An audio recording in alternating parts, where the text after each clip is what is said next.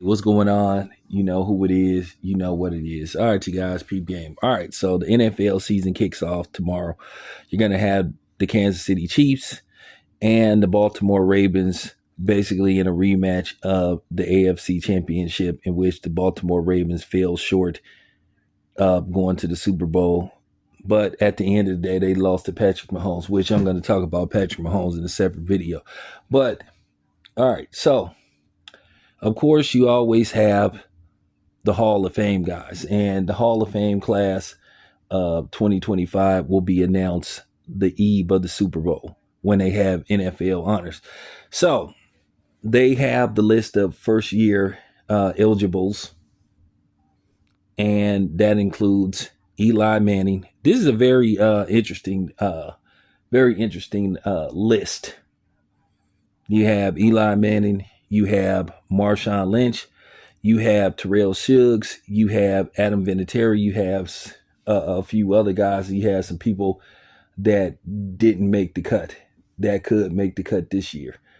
Now, with that being said, let's talk about the elephant in the room. Ever since Eli Manning retired, there's always been this discussion, and now that moment is going to be coming up shortly on whether Eli Manning is a first ballot Hall of Famer, or is he a Hall of Famer at all?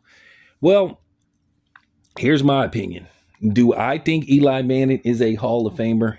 Absolutely. Due to the fact that Eli Manning is the reason that Tom Brady doesn't have 9 Super Bowls instead of 7. He beat Tom Brady in the Super Bowl. He basically altered history. He basically prevented the New England Patriots from running the table and going undefeated that whole season.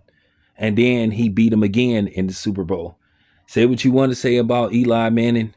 Eli Manning could be shaky at times. He did throw a lot of interceptions, but he put up some good numbers.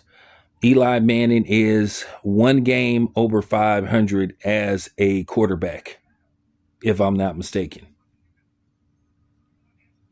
I think the Super Bowl wins alone gets him into the Hall of Fame because he played in one of the most memorable Super Bowls in history, where it looked like basically he was about to get sacked. He broke free and made that throw to David Tyree. And, basically he threw the game winning touchdown to Plaxico Burress. And basically the rest is history. So that alone, and that's a game to this day, a.k.a. Deontay Wilder, to this day, that they still talk about. But I think the greatest Super Bowl that I ever witnessed was the Pittsburgh Steelers and the Arizona Cardinals. That, man,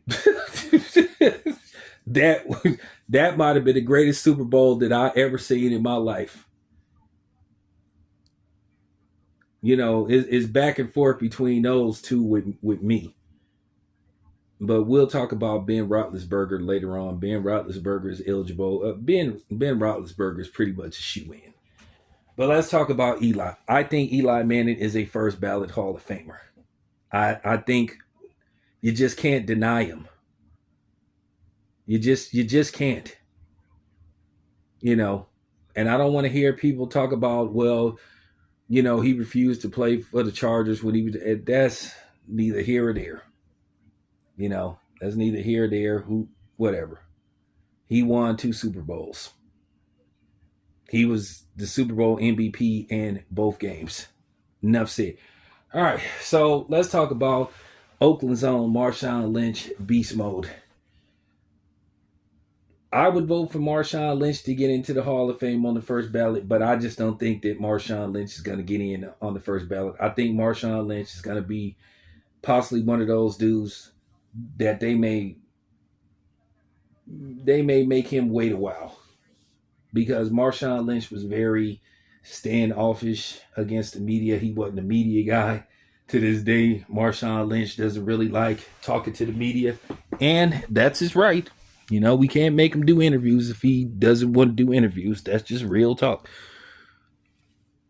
I mean, he had that run against the Saints. And Marshon Lynch was a hell of a football player. But at the end of the day, due to the fact that he wasn't a media savvy guy, I think that's going to cost him. I hope it don't get to the point to where, maybe 5 or 10 years from now, we're still talking about Marshon Lynch should be in the Hall of Fame, or why isn't he in the Hall of Fame? But I think Marshon Lynch will eventually get in there. Now, if he gets in on the first ballot, I'll be surprised, but I sure will be happy. Adam Vinatieri, I damn near want to say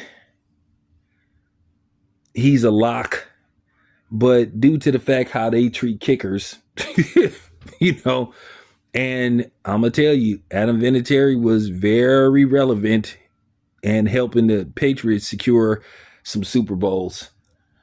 So, with that being said, I think Adam Vinatieri should get in, but I don't know. I would vote for him. I would vote for him, but I don't get to vote. All right, now T Sizzle, Terrell Suggs. Oh boy. One of the things about defensive linemen, you just never know. You just never know. Some of them will get in on the first ballot. Some of them will get in on the second. Then some of them might not get into the third or fourth year. So I don't know with Terrell Suggs. I think once again he's deserving to get in on the first ballot, but it's a toss up. It's really a toss up.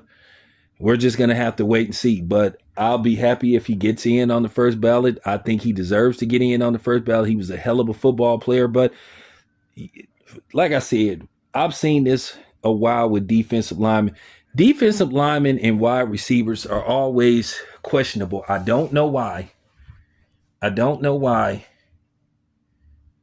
It's really a coin toss, especially with wide receivers. Terrell Owens not getting into the Hall of Fame on the first ballot was a travesty.